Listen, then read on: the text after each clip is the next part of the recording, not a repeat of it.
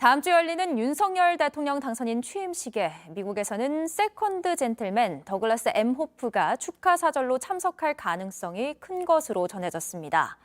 중국에서는 시진핑 국가주석의 측근인 왕치산 부주석을 파견하는 방안을 추진 중인 것으로 알려졌는데요.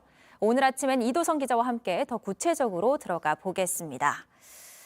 세컨드 젠틀맨, 사실 익숙한 단어는 아닌데 어떤 의미일까요? 이 M. 호프가 어떤 인물인가요?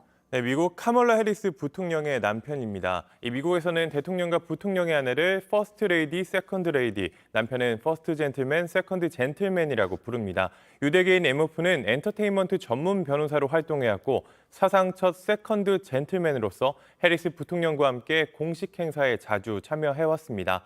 우리 대통령 취임식에는 보통 국무장관이나 백악관 국가안보보좌관이 참석했지만 오는 21일 열리는 한미 정상회담 때 어차피 방한하기 때문에 빠졌습니다. 대신 에모프와 함께 마리월시 노동부 장관, 아미베라 하원 의원 등으로 꾸려진 축하 사절단이 올 전망입니다.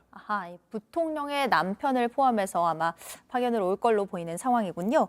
중국에서 보내는 왕치산 부주석에 대해서도 설명 좀 해주시죠. 네, 이른바 시진핑 주석의 오른팔로 평가받는 인물입니다. 집권 초기 반부패 사정운동을 이끌며 신임을 받았고요. 그동안 주로 부총리급 인사를 보냈던 것과 비교해서 다소 격을 높였는데 윤석열 정부 출범을 계기로 더욱 강화될 가능성이 큰 한미 관계를 견제하기 위한 움직임이 아니냐는 분석도 나옵니다. 일본 정부는 하야시 요시마사 외무상을 파견할 방침을 정했습니다.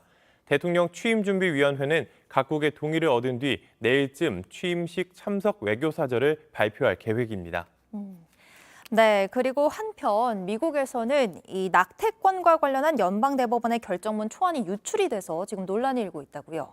네, 미국은 1973년 임신 22주에서 24주 이전까지는 임신 중절을 허용하는 로데 웨이드라는 판결을 통해 낙태를 합법화했습니다. 1992년엔 케이시 판결을 통해 합법화는 유지하되 각 주 정부가 규제 조항을 마련할 수 있게 열어놨습니다. 이후 미시시피주는 기준을 임신 15주로 앞당기고 심각한 기형 등을 제외한 모든 낙태를 금지했습니다. 여기에 법적 분쟁이 벌어졌고요.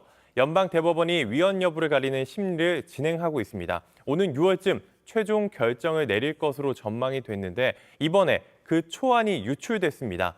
로데 웨이드 판결은 처음부터 완전히 잘못된 것이란 내용을 담아 50년 만에 낙태권을 무효로 하려는 한다는 그런 사실이 알려진 겁니다.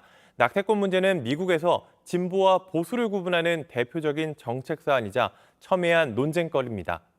조 바이든 대통령은 대법원 판결에 대해는 이례적으로 성명을 내고 중간 선거에서 낙태권을 옹호하는 후보를 선택해야 한다고 했습니다. 공화당 측은 대법원 판결문이 유출된 초유의 사건임을 언급하면서 무법적 행동을 조사해 처벌해야 한다는 입장을 냈습니다. 네, 이번에는 우리나라에서 논란이 되고 있는 상황을 좀 볼 텐데 윤석열 대통령 당선인 측이 출입기자 신청을 받을 때 이 재산과 또 부모 직업 같은 개인정보를 요구해서 또 논란이 되고 있어요. 네, 당선인 대변인실이 어제 출입기자 등록 신청을 받으면서 요구한 신원 진술서 양식이 문제가 됐습니다. 과거 청와대 출입 등록 자료에선 요구하지 않았던 것들이 담겨 있었는데요. 저도 10년 차 기자 생활을 하는 동안 여러 출입처에서 취재기자로 등록을 했습니다. 그래서 다양한 서류를 냈는데 보통 이름과 연락처 등 간단한 신상 정보와 함께 소속을 증명할 수 있는 사원증이나 공식 서류를 제출하곤 하는데요. 그런데 이번엔 대통령과 한 건물에서 일을 한다며 기본 신상 정보를 비롯해 본인과 배우자, 미혼 자녀의 부동산과 채무 등을 10,000원 단위까지 적도록 했습니다. 가족의 직업과 거주지, 북한 거주 가족 정보까지 요구했는데요.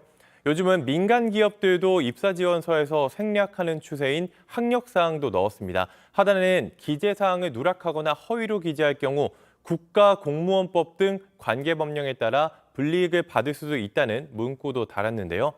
본인뿐 아니라 배우자와 자녀의 자필 서명까지 받아오라고 했습니다. 논란이 커지자 대변인실은 실무진의 착오라면서 내용 확인 절차에 소홀함이 있었다고 해명했습니다.